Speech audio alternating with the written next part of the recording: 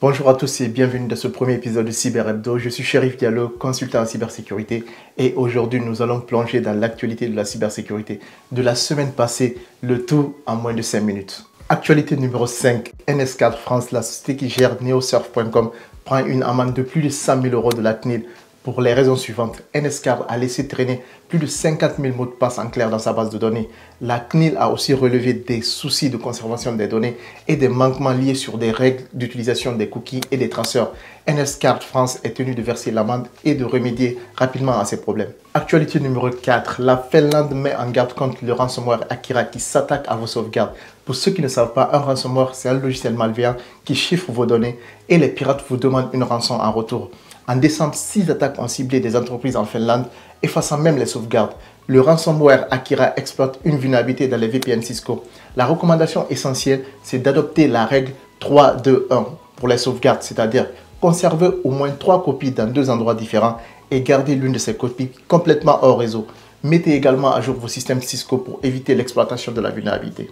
Actualité numéro 3, le Bitcoin flambe après le piratage du compte Twitter de l'autorité des marchés financiers américains, aussi connu sous le nom de SEC.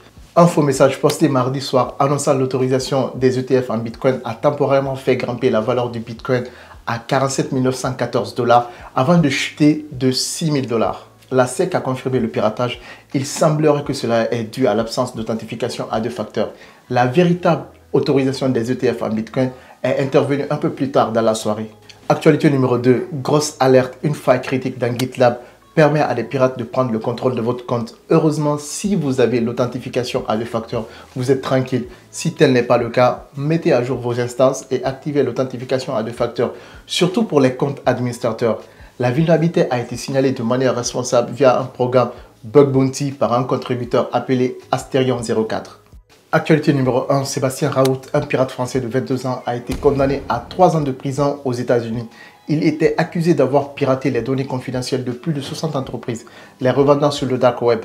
Sébastien Raoult, extradé en janvier 2023 du Maroc vers les États-Unis, a plaidé coupable d'escroquerie informatique et d'usurpation d'identité.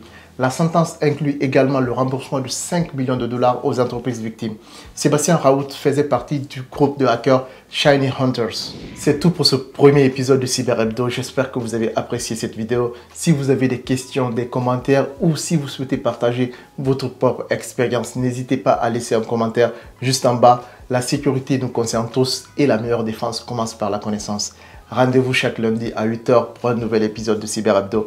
Restez vigilants, restez informés et ensemble, faisons d'Internet un endroit plus sûr. C'est Chérif Diallo et je compte sur vous pour partager la vidéo dans votre réseau. Je vous souhaite une bonne semaine et à bientôt.